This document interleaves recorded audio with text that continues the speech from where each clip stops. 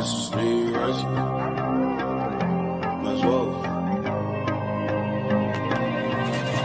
I'm walking through a ghost town, y'all ain't playing my sounds. Don't tell me to calm down, don't tell me to calm down. Only time I go backwards is when I wanna moonwalk. Don't test me, my mood's wrong. Don't test me, my mood's wrong.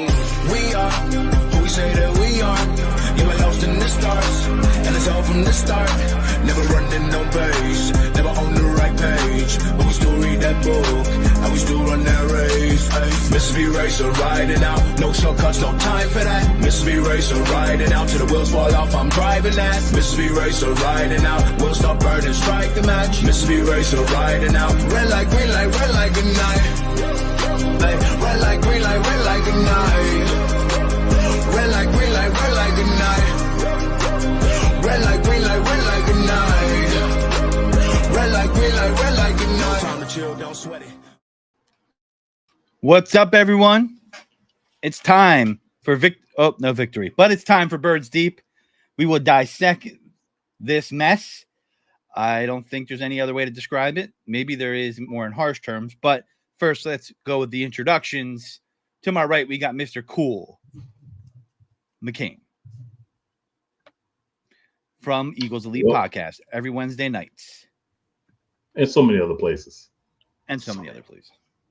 And to my left, we got Mean Gene, who is on Wednesday nights as well. Wire to Wire and so many other places as well. I'm D. Godfrey, but we always have to kick this off with some anger. Gene, tell them who you are. Mean! Woo! Gene. Boom. Listen. Lots of questions. Lots of things to be figured out. Maybe, maybe not. That's the beauty of having three of us on the show.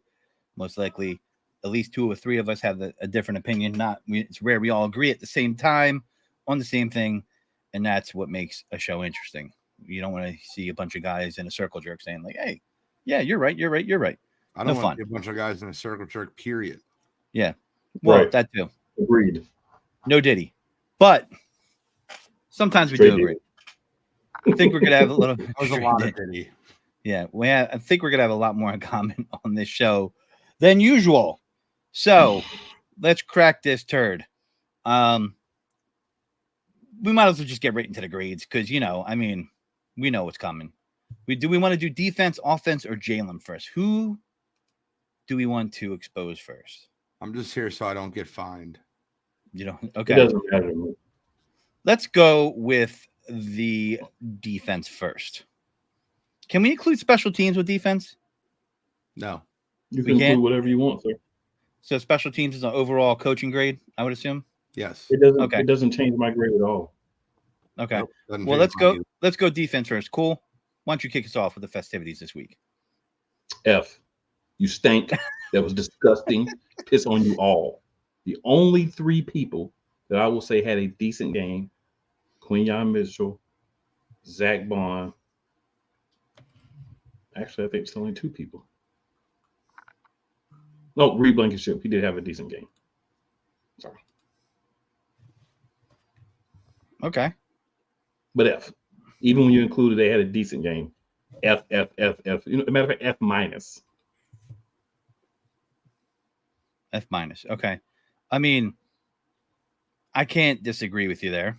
Why did you give it such a bad grade? Cool. What did you see that inspired this? Sugar Honey Iced Tea.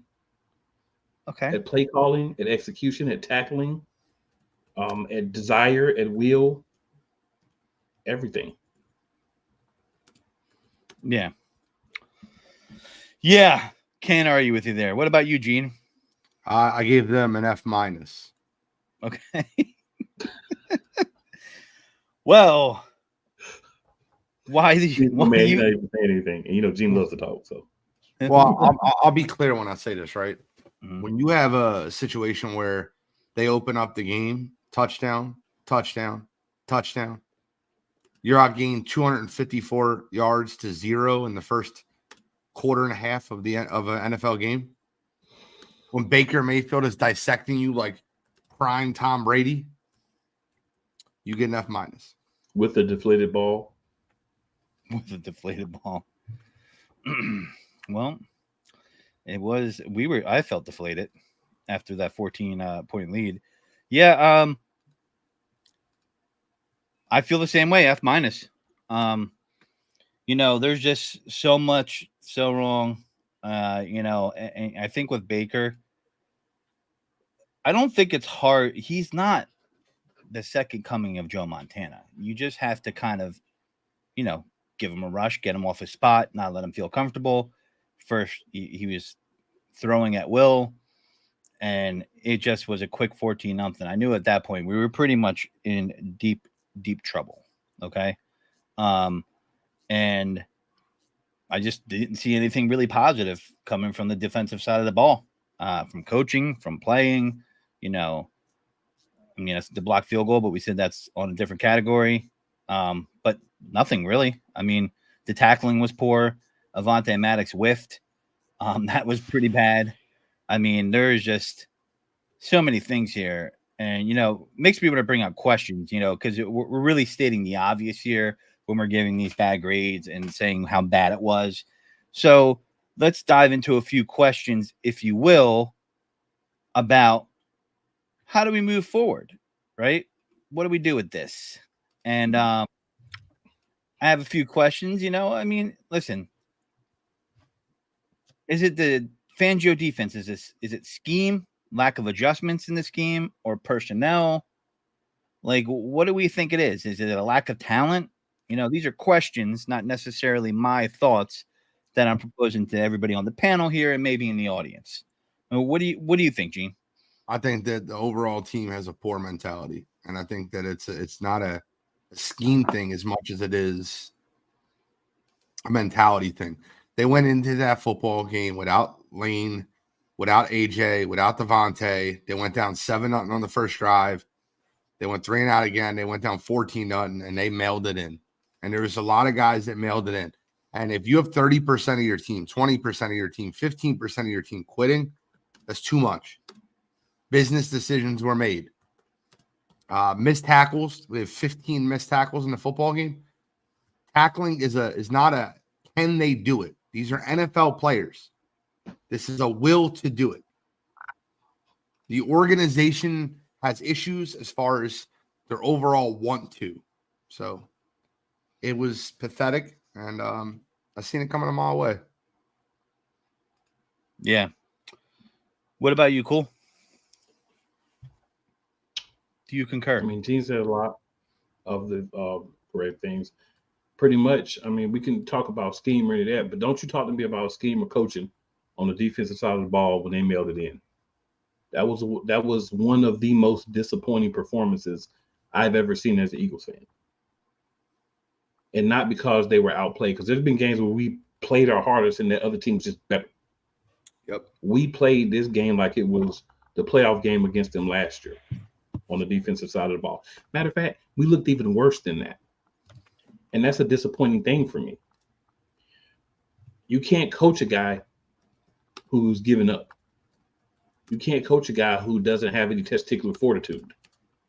And I felt like a lot of the guys just didn't have that.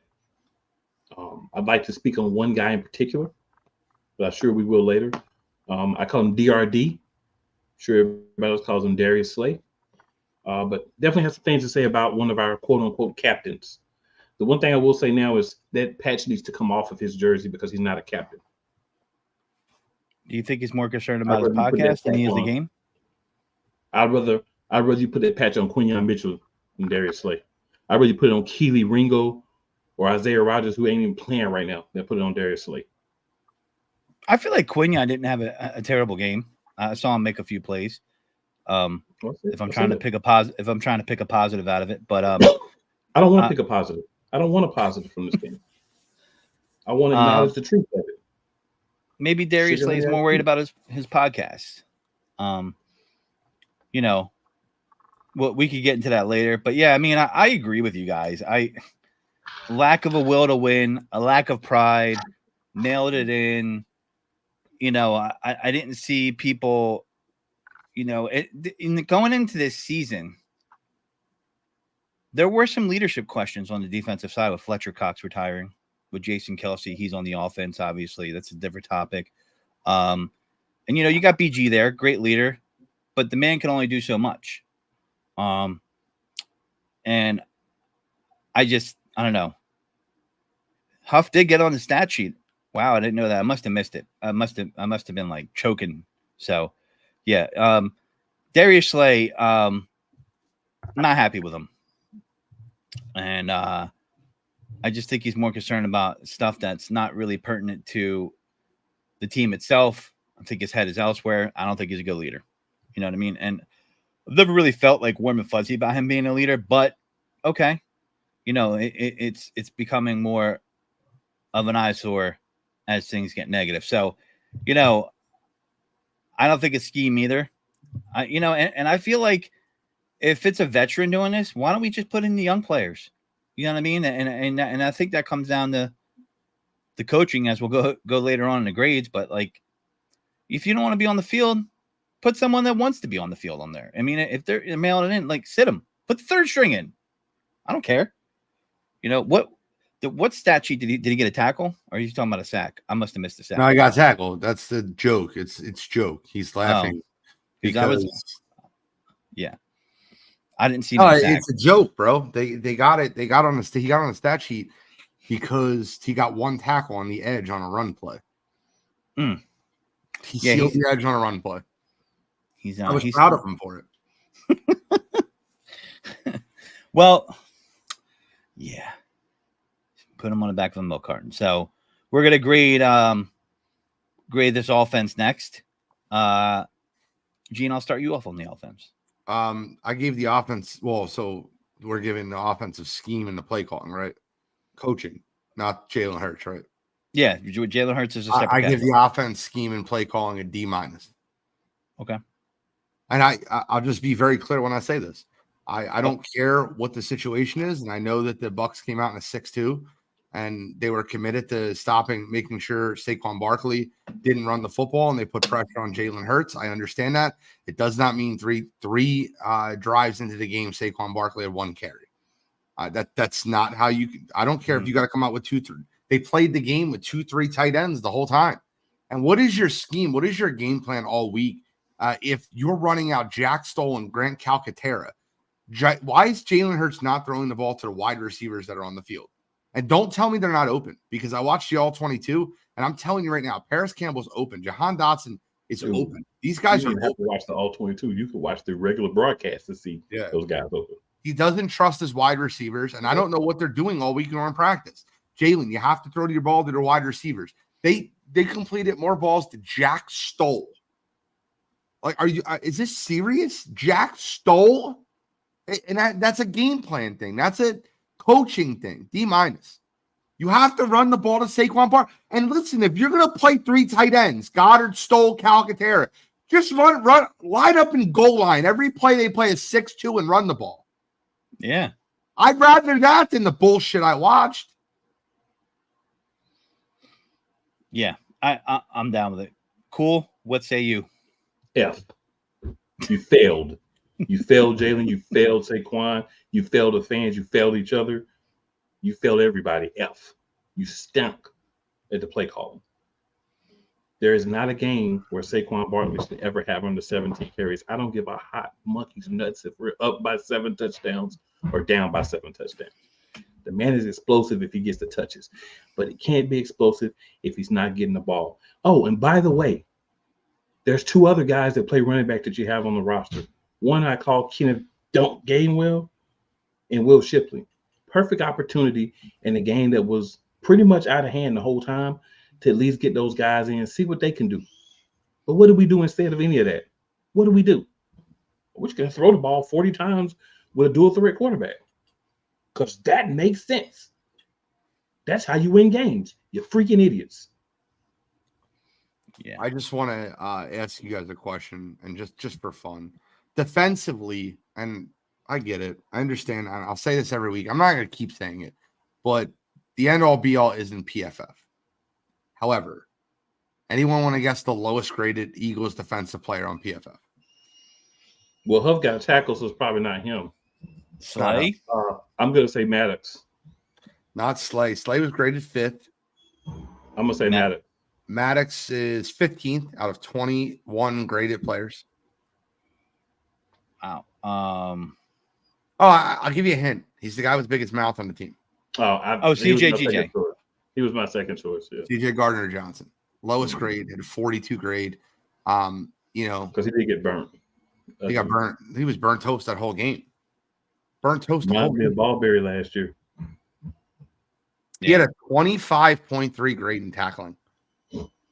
Yeah, Seth Joyner was talking about people wanting to tackle, and there are teams out there where cornerbacks do tackle, safeties are supposed to tackle, and I think Seth Joyner was dead nuts on about talking about that, and he's calling it slay. I don't think he's wrong at all, and there was business decisions being made definitely early on in that game by certain players, and I agree 100%. And the offense is also going to get an F from me.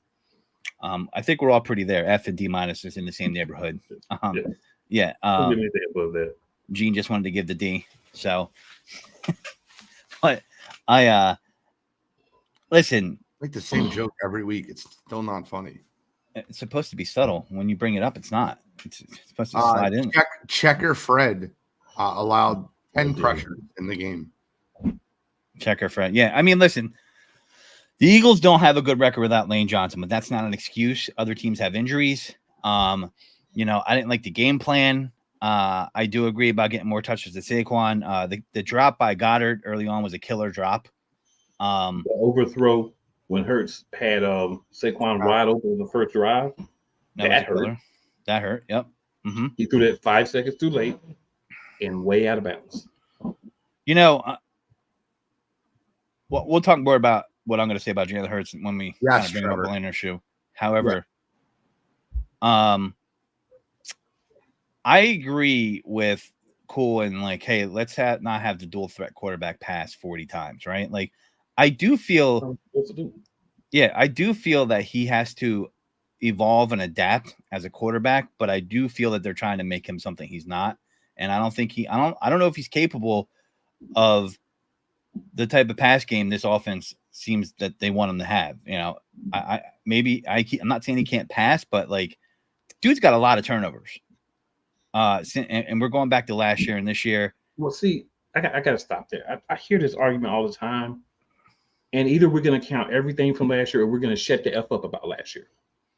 So if we're gonna blame him for when Nick Sirianni's stupid butt was mainly the plays we were using, I don't like the let's go back for what we want to go back for, but let's not go back for everything. Let's talk about we're in a new season. We're starting over fresh. We got a different team. We got different coordinators. But then we want to pull in everything from last season.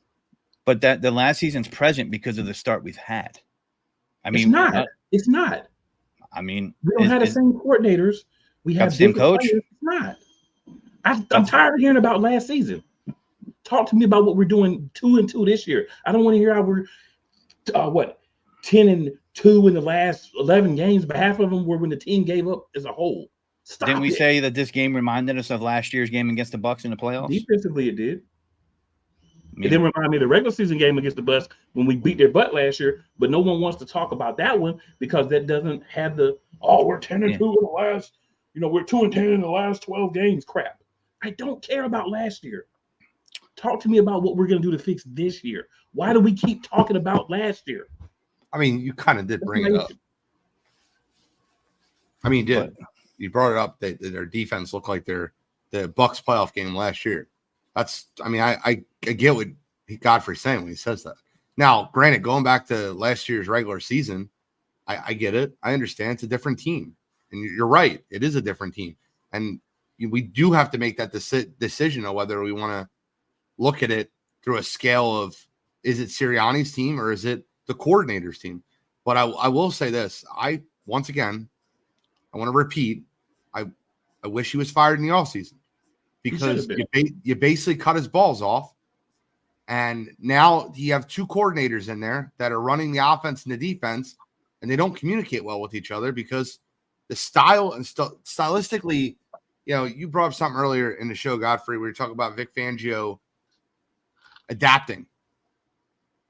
I don't know why they weren't playing press man after the first two drives. They kept beating us with 4 or 5 yard passes. They made us tackle, and we didn't tackle. You know why? Because Darius Slay, CJ, GJ, they can't cover when you get behind them. They get burnt. That's why. It's fair. I mean, you think they saw on I hate film to that say it, they're but that's the truth. The guys are getting burnt. Quinion's the only one making plays.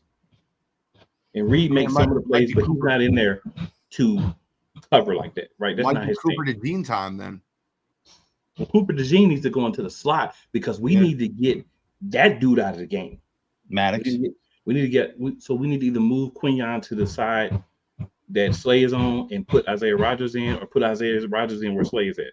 We need to get younger, and we need some dogs in there on defense. And I'm tired of seeing these guys high-fiving, going on podcasts, having fun, smiling when we lose. If me and Gene are playing a game of poker online and he beats me, I'm pissed for 2 days. These guys get burnt and turn around 5 minutes later and they're laughing and smiling and dapping up people. Why are you even there? Why are they allowing these type of guys to be on the Philadelphia Eagles? I'm sick of seeing it. And Vic Fangio is known for having a tough style defense, and it looks like he's not wearing off on them, or they're not wearing. And you know, it's funny. What a tale of 2 weeks, because last week they did nothing but play press coverage and stack the line of scrimmage. And this week, I don't understand what the difference was. 108 degrees. It felt like those guys just didn't want to be there. And that's crazy. I think that could be part of it too. I agree. It's but they knew it was going to be hot going in. I get it. And I felt like when they got down early, they quit. I agree. I feel like the book on the Eagles is get up on them early, they'll quit.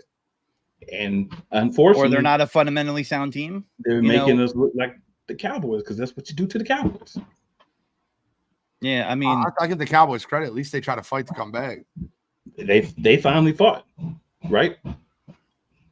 Yeah, I mean, listen, I don't know what this affinity is about keeping Maddox out there. I don't know what more they need to see. It's not like he's signed to a big contract anymore. You know, what do they have to lose by putting someone else out there like a Cooper DeJean in the slot, Gene? Like, what do you think the hesitation is? Well, hesitation is Cooper DeJean was not ready. And if you, when I was at live practice, he was getting cooked by Britton Covey. I mean, cooked, absolutely cooked every play. I don't think he was ready. I think he is ready now. And when you have that type of injury earlier in training camp, it takes a little while to recover. But I'll tell you right now, I guarantee he'll be giving more effort and having more speed towards the ball than what Avonte Maddox has given you. He just looks lost. And, bro, I'm so sick of the diving at the legs tackles. They're just stopping and watching. It's almost like Mario Kart when you drop the banana peel on them. Just stopping and sliding all over the place. It's like I don't want to look like I'm not tackling, so I'm going to tackle where I don't have to worry about him hitting me. Yeah, if you're going to do that, you best hit that tackle, right? I mean, like, he should know better. He's not a rookie, man. Maddox got to sit. Yeah, he's got to sit. I mean, Slay, I wouldn't be mad if you sit him too, because he's more worried about laughing with her. I mean, you're not going to talk trash about my teammate, and I'm on your show. I don't care who you are. First of all, Facts. I'm not going to be on a Cowboys fan show. First of all, I'm not going to be on a Cowboys show during the season. I don't care if you're my best friend. During the season, you can eat a fat one. I'll holler at you when the season's over. When the season's going on, don't talk to me, don't text me, don't call me. Your wife don't call my wife. Your kids don't FaceTime my kids. We are not friends during the season. Yeah. Maybe the kids can talk, but you understand what I'm saying. Yeah. I mean, listen, I guess we'll get into coach right now. Did I give my grade? It was an F, right? You did. So we'll get into the special teams, man. What the F? You know, like with like what? Like, you know, come on, man. Like, all right. You're talking about Isaiah Rodgers? Is that the play you're talking about? Yeah. But no, but it almost happened again. I mean, right? They're coached that way. That's the way they're coached. He said it after the game. He's like, I've been in this league for years. That's the way I'm coached. He's coached to push the guy to draw the penalty. That's very rarely called. Right. So it was just a freak play. Was that more Cooper DeJean's fault for not catching the ball, knowing that was going to happen? No, it's just a freak play. I'll tell you what, the special teams to me, You say whatever you want. Keely Ringo had a block. They had a block extra point return for 2. Gave it a little life. I think the special teams wasn't terrible. No. Yeah, I give them like a C-. I feel like offense or defense by far. Yeah. I feel like teams look at the Eagles and feel like certain parts of their team aren't fundamentally sound. And I think the coach, should he go? Should he not go? I know, Gene, you're probably like, yeah, get rid of him. But in this part of the season, get rid of him since January. Yeah. But at this point in the season, does it pay to get rid of him? Yes. What? Okay. This is the perfect time to get rid of him. He should be fired this week. He won't be, but he should be. So let's say they lose the next 2 games. You think he gets canned? Yeah, 100%. They're 2-4. He's gone. And Kellen Moore's the head coach. They're not going to do Vic Fangio. That's I think Vic Fangio will actually be the step-in head coach. Kellen Moore's not a head coach. Nah. Vic Fangio is head coach. Or you could bring in someone. But here's the thing. You're not going to be worth a damn at this point in the season. That's not here's the truth of the matter. They don't want a head coach who has experience. They don't want a head coach who has his own will, wants to do things his own way, is not going to do whatever they say. So he's probably going to stay around just because it's going to be hard to find a yes man right now. They'll find their yes man next offseason. They'll scapegoat him for everything for this season and find their yes man in the next offseason. That's what I think. I mean, I would love for him to be gone right now. If you do that, what you're doing is, and here's the problem. This is the whole issue why you should have fired him in January. Because if this season goes awry, guess what you're doing next year? You're hiring another head coach, another offensive coordinator, another defensive coordinator. And what do you like? You're introducing another brand new system to Jalen Hurts. Yeah, I think you ride it out. Fan base doesn't have enough understanding to understand that this dude has been in this system for 4 games. He's been in a different system. This is not a joke, right? Every year, except for the year we went to the Super Bowl. Correct. That's the only year he wasn't the same. He wasn't in a new system, and that goes from college. Mm-hmm. Yeah, two different offensive coordinators at Bama. Mm-hmm. Then he moved from Bama to Lincoln Riley. Mm-hmm. Lincoln Riley to the NFL. First year with Doug Peterson. Second year with Nick Sirianni, and Steichen for years 1 and 2 of him. They went to the playoffs the first year. They went to the Super Bowl next year. Steichen gets a head coaching job. Last year, Brian Johnson. This year, Kellen Moore. It's a lot of years to have a different system. Yeah. I think what annoys me about Nick Sirianni, and I think firing him in the middle of the season is the wrong move. But if they did, they did. I think what bothers me about him is he is supposed to be, the CEO of the team, so to speak, and the culture manager, whatever you want to call him. He needs to sit some asses down, bench people, hold people accountable. The first one he needs to sit down is himself. Right. But so I don't know if he's going to be able to do that. But that's a good point you bring up, Cool, because maybe he doesn't command that respect from the players, and therefore it might fall on mute ears if he does that, right? So you could be in that situation where if it's that bad and they see that, I do think Jeffrey Lurie will dismiss him, right? If they see that on the inside, I do think that would happen. But to me, after a game like that, there's got to be some major corrections and there has to be some accountability, right? You should be starting someone over Avonte Maddox. Keely Ringo should be rewarded for his good special teams play, right? Like, I'd rather see the young kids in there. If Avonte Maddox is going to be getting cooked out there and not making tackles, put people in that are hungry dogs that want to play. I'm serious. I think that he's too much of a player's coach. That's the problem here, and they know how to play. I've been a proponent for years, and we talked about this all last season. Why does Darius Slay play every snap at corner on that side? Right. This is a guy who, I'm not saying he gets injured and misses games, but he got hurt in the past 2 games and had to go out. Then you're going to ask Keely Ringo to come in, having not had a snap in the game, no flow of the game. And what are you going to do if a new cornerback has to come in the game halfway through the game? I mean, if you got any sense, you're going to target him on the first play. So my thing is, why can't Ringo come in for some plays for Slay? Makes sense. He doesn't have to play the whole game.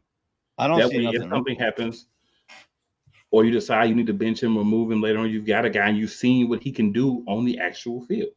But for some reason, our defensive coaches, I don't know if this is coming from above them or not, they stick with the same people for the most part. You get burnt, you stay in the game unless you're hurt. Like, give guy, and Slay's another guy. He's older, so I say once the guys start to get older, their backup should be getting reps. That's a belief I have, and we don't do it. And you can see it in certain situations. It's bad, and it's always the ones that cost us. So do we? I don't think we gave a Jalen grade yet, right? No. No. All right, so let's move on to the Jalen grade. Gene, how about you? You fling off here. Give your opinion on it. I have to give him an F. I give him an F because he's not throwing the ball to the wide receivers. His accuracy, he's still getting beat on the same blitzes to the right side. He's still having issues with pressure from the right side. The Tampa Bay Buccaneers game plan was so obvious and so like, what are you practicing during the week? I don't understand. They ran a 6-2 for the first quarter and a half. They put 6 people in the dirt. You're not running the ball. I don't know. F. Cool. I'm gonna give him a D. He probably deserves an F, but I'm gonna give him a D. I will say this: he's got to. I mean, I'm just gonna be honest. I think he's a little bit better than what he's being coached as. Right? He had a couple of solid drives. I also think that he's got to get to the point where he's back to being a Jalen. We see at times, we see glimpses of him. You'll see him look. Oh, there's no play. Let me pull the ball down and run. Right? And it's like he does it like 1 or 2 times, and then he just stops. So it's like he goes to the sideline and somebody's saying, "Hey, Jalen, man, you're running the ball, buddy. We're not really doing that, right? We're developing you as a pocket passer, right? We're not going to do the whole running thing." So then he doesn't run anymore. I need my quarterback to understand who he is.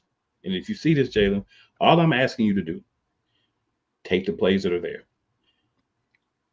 Kellen Moore, silly Sirianni, the weird combo, whoever's overriding whoever, obviously it would be Sirianni overridden Kellen Moore. Whoever's calling the plays, slots, right? Crossing plays, slants, things that makes it easy to drop back quick, get the ball out. You got multiple routes. You can run people. You can run into people. You can run people off and get people open, right? Screen passes. Dallas Goedert is great on the screen if he gets blocks. He's not going to get you 50 yards every play, but he'll get you 5 to 7, maybe 10 yards if he gets a good little play. Go back to things that have worked in the past for this team in this offense, because this offense, for the most part, has been together. This is not a new offense, right? Dotson's new, Campbell's new, but you've got the same tight end. You got the same 2 outside starting wide receivers. You've got pretty much the same line. You got the same quarterback. So if things worked in the past, why can't they work now? Yeah. Jalen, stop letting them have you throw the ball 35, 40 times a game. You pump fake a couple of them and take off. Use your legs and get down or get out of bounds. You got to be better. Yeah. Yeah. Cool. I have to disagree with you, Jalen. If you're watching, please retweet our show, and you share it to Instagram. That's more valuable to us. But listen, I got to give him an F too. And I saw a stat, and when I see stats, I'm always wondering if they're true or not. But I saw a stat, and it seemed plausible to me, but I don't know where they pulled out. It said something like he's 23-3 when he rushes the ball 9 times or more. Jalen Hurts is as a starter, and there's probably some truth to that. And I do think he has to be who he is. I think there's a little bit of identity crisis. I get the turnovers have to stop. He has to trust his receivers, and I know. I'll talk about this later on because I do think Eagles fans are a little out of line here, but he gets an F because Gene identified it. And, people are open. You got to take what the defense is giving you, and he's got to be better at that. The thing is, you see the abilities there, but for some reason it just does not seem to click. And I don't know why. And I can't live in his head. I have a question for you. All right. Mm-hmm. What's in a fight? What's more dangerous than a punch?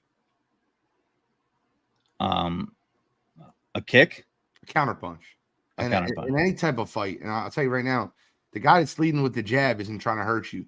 It's the guy that's waiting for you to stick your chin in for them to respond. Mm-hmm. Jalen Hurts threw a punch his first couple years in the league. He ran the football. He moved the football, and the counterpunch from the league was, okay, here's the scouting report. Contain on the outside. If you're going to let him roll, he has to roll left. That's been a counterpunch now for, I'm sorry, Cool, but for 12 games. You can go back to last year. It's actually been more than 12 games. No, because Buffalo had no idea. It started in the San Francisco game. But that was because Buffalo was in shambles at the time. It wasn't necessarily they had the idea. They didn't have the personnel to do it. Okay, I would say about the Chiefs game would be the one. I would say about week 4 personally. I disagree. And if you watch last year as a whole, they didn't run quarterback contained blitz from the right side. It was really started. It was really started by Kansas City with Spagnuolo on Monday Night Football. And then it was really mastered by San Francisco when they played the 49ers. After they played the 49ers, it was ran by Dable, Wink Martindale. It was ran by, and listen, Jalen had that conversation with Wink. The Jets did that too, sir. The Jets did that to him too. The Jets ran zone. That's why we lost to Zach Wilson. The Jets ran zone defense versus right, but what they didn't run blitz right side. Okay, but what they did was they forced him to do what? They forced him to go right. Everybody knows you make him do everything to the right. If you're gonna make him run, you make him run to the right. You're gonna make him throw. If he comes out of the pocket, you're gonna go, his left, our right. Yes, that started with the Jets game, which is why we lost that game. Now, adding the blitz, not blitz him at all in that Jets game, right? But I'm not talking about the blitzing part. I'm talking about the philosophy part. Okay, they started that with saying, "Hey, we've noticed if you make him do everything to his left, our right, his left, that it's a lower percentage. Even if you don't blitz him, if you force him to that side, it's lower percentage. He's going to wait and try to make the big play down the field." The game-ending interception was him running to hit, our left and throwing. Was it what was it? The game-ending interception was him dropping back 5 yards and throwing it to Quincy Williams, directly to him in zone coverage. Yes. It was one of the worst passes I've ever seen Jalen throw. Yes. I was just saying that was when the philosophy started. And the blitz itself, you are correct, but the philosophy started weeks earlier.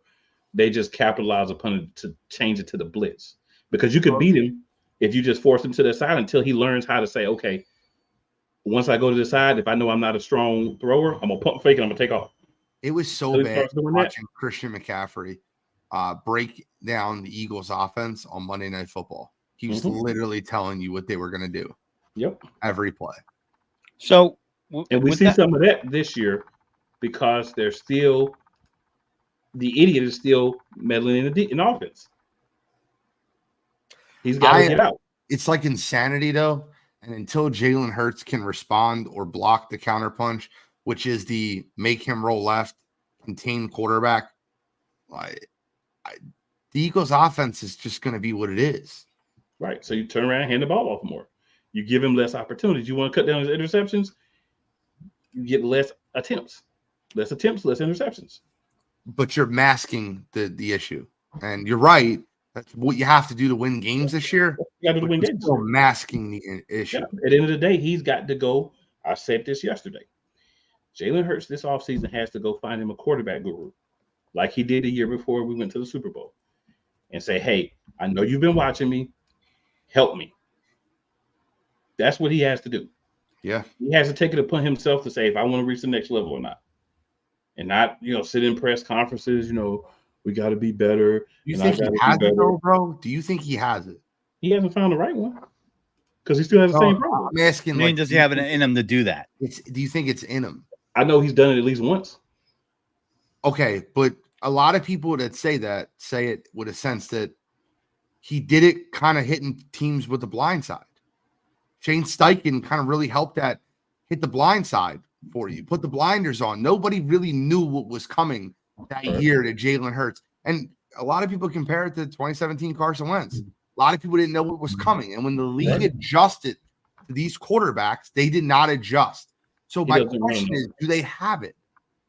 So this begs another question that I wanted to ask you guys, and we'll lead right into this. At this point, are we on board or off board with Jalen individually? What do you have better? No, but I'm serious. The answer to your question is, do you have a better option? No, but what I get what you're If you asking, don't but have- I'm not you saying don't that have a that's not better my option- thought. I'm just asking in general what we individually think. Are Okay. we on board or off board? My answer is, if you don't have a better option, then you should be on board. Okay, Gene. I'm still on board. I'm still on board as It's well. very tough for me to stay on board. Like I'm on, let's just say we're on a boat. I'm on like the outside of the rail. And You're if on watch someone alert. comes by and kicks me, I could fall off. I'm in the middle of the boat with my feet up, drinking a pina colada. No Diddy. All right, so I ain't got no baby oil in it, so we good. listen, I'm on board still, and I'm going to give you a reason why. And some people might not like this reason why. I think Eagles fans are for always ever a prisoner of the moment. Okay, I think there's reasons for concern. I think there's reasons to think he still has it in him. I personally am on board still because I think he does have it in him. You look at how many offensive coordinators he's handled adversity before in his career on the collegiate level. I think there's adjustments he has to make, but there are other quarterbacks that have gone through regression after having good seasons and having a lot of turnovers. Josh Allen's one of those guys. If you compare the numbers and take up the names away, I'm not saying they're the same guy. I think Josh Allen has a better deep ball, stronger arm. There's differences, but there's a lot of similarities. And Josh Allen has a lot of turnovers. I looked at it stat for stat. It's almost identical. Now, this year's different. This year's different. Not since Joe Brady's been there. Correct. Right. But I'm not. And Jalen also doesn't make the plays that Josh Allen does. Right. They're a different quarterback, but you're right. Since Joe Brady's been there, it has improved. Absolutely. You're 1,000% correct. But before Joe Brady, that wasn't the case. He had that really good season in 2020. I disagree again. Brian Dable had him playing really good football. You're in talking about the Ken 2020 Dorsey year and a half. That's what you're talking about. The Ken Dorsey year and a half. Yeah. When was Brian Dable to coach? Wasn't it 2021 was his first year? I believe for the Giants, yeah. Correct. Okay. So then we'll start from 2021 and not count the Brian Dable year. 15 interceptions, 4 fumbles. No, I'm sorry, 5 fumbles. The next year, 14 interceptions in 2022. 8 fumbles. Okay. 18 interceptions in 2023. And 5 fumbles. One in the last 6 games of the season. Correct. Over to Joe Brady. He's course corrected, and they had a different coordinator. So, how's he doing this year? He's doing better.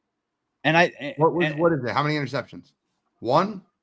I'm looking right now. So far this year, he has 0 interceptions. Okay. How many fumbles? 1 fumble. So 1 turnover. And 1 turnover in the last 6 games of last year. Yeah. I'm not saying that Josh Allen's bad. I'm saying he has gotten better. And I think Jalen Hurts can get better. After he had a really good season before all those seasons I just brought up. 37-10 was that season with Brian Dable that catapulted Brian Dable to a head coaching job. Okay. And then there was whispers of Josh Allen's good, but he turns the ball over a lot.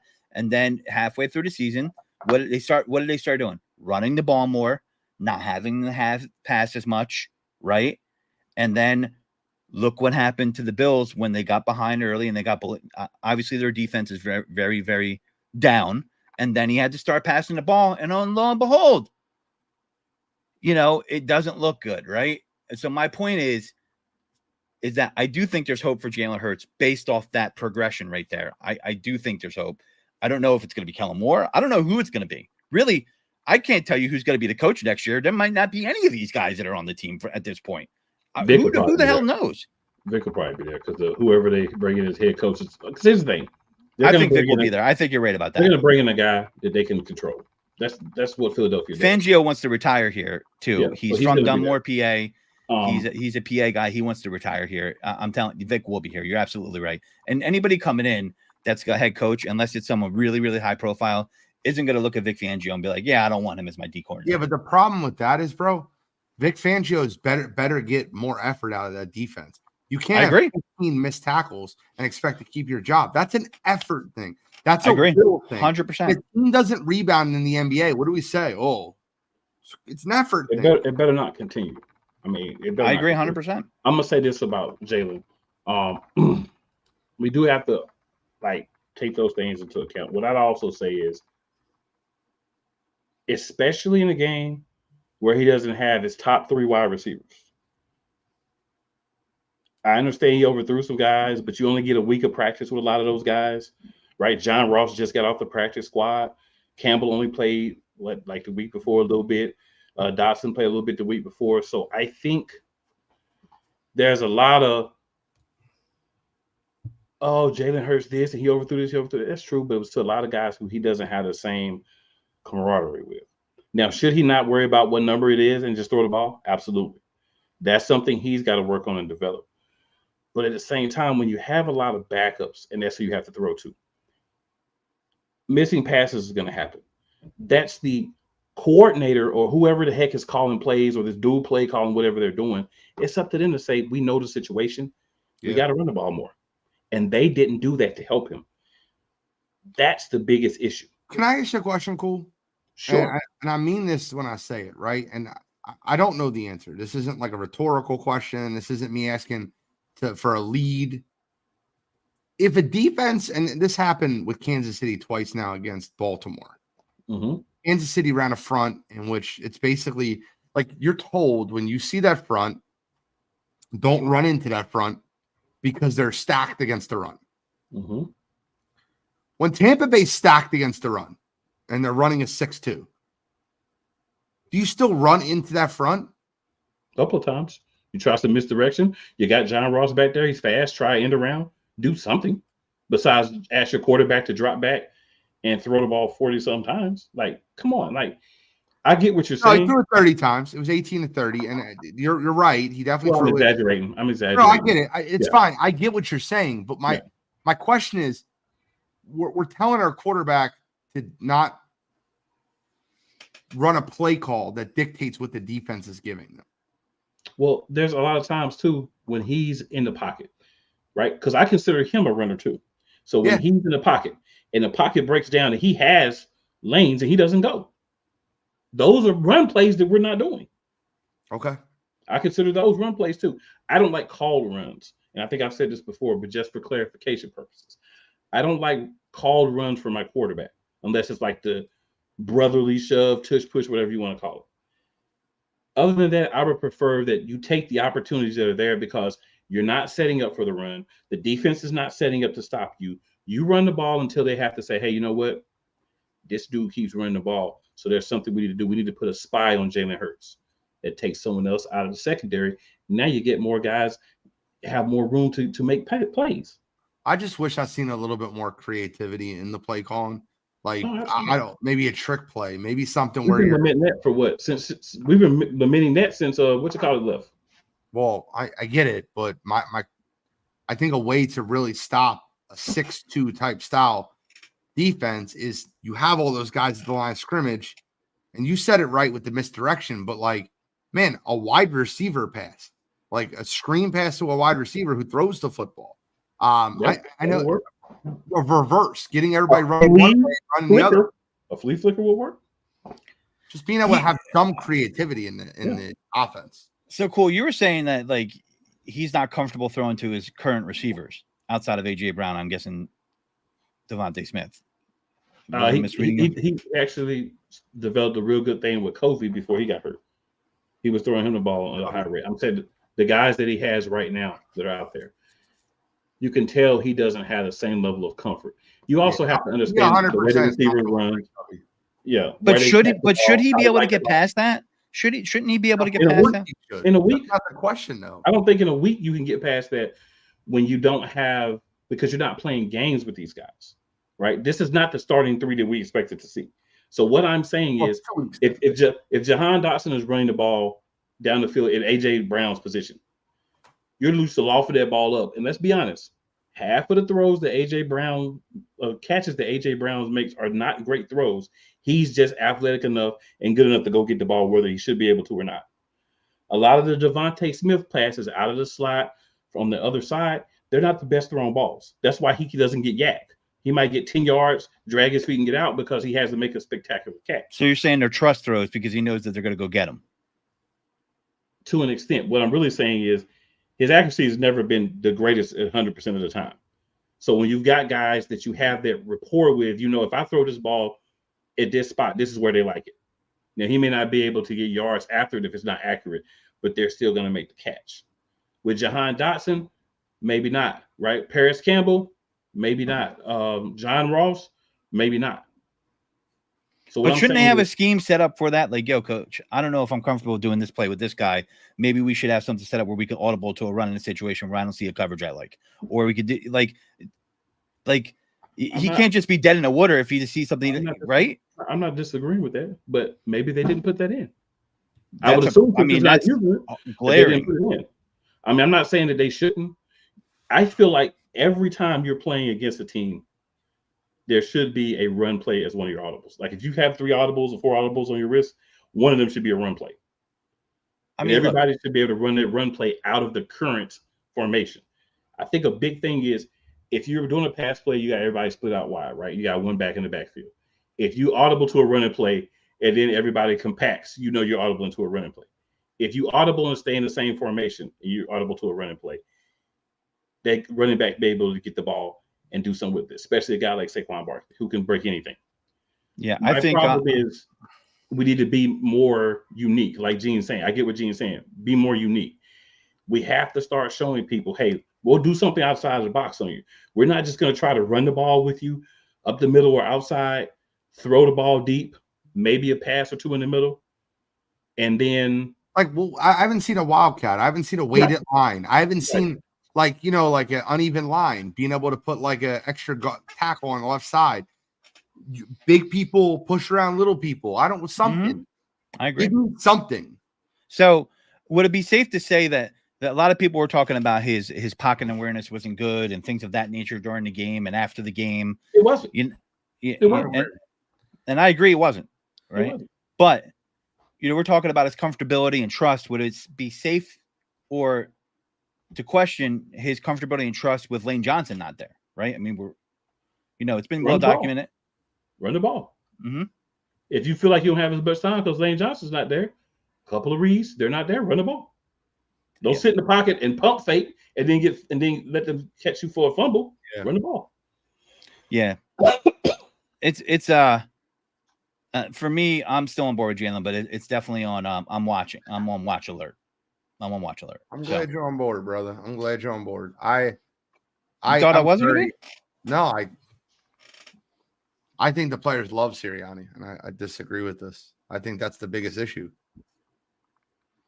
And I think they love him because he's a player's coach. Too much of a player's coach. He allows a lot. Listen, man, that shit issues would not happen. And then if you still can't do this is what I said. This is the last thing I'll say about Jake. Fix the issues. And then if it's still happening, you fix the issues. You call the right type of plays. You give him that playbook. You allow him a little bit more freedom. You run the ball more. We're still having the same issues. Then we need to have a different conversation.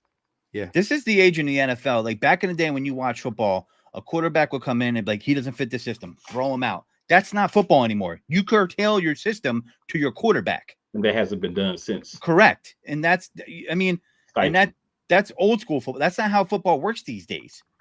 Right? You have to curtail it to your quarterback's talents. And there's teams that have done that. Like, is it a mistake that they're running the crap out of Derrick Henry in Baltimore? Like, you know what? We're going to run the ball when we can and shut it down. We're going to impose our will on defenses when we can. And when he's not running the ball, Lamar Jackson's running the ball. Right. So, I mean, listen, it's I don't know. I think he's too much of a player's coach. Even Doug was a player's coach, but there would be a certain point where Doug would draw a line when he was here. Well, Nick's got more wins than Doug this year. That's true. Doug's not doing a very good job down there in Jacksonville. So he's not. But I'm talking about the Bengals game. I don't know, guys, you remember that game. From their mistakes. Press Taylor. He's Press Taylor is. I agree. Harder for being fired from the Eagles. I'm gonna say that. Yeah, Press Taylor. Like, yes. Guys, come on. We got it, but we have only a couple minutes left, I'm not going to miss the opportunity. Well, I was about to jump in a counterfeit green for you. Yeah. Well, can I start? Launch.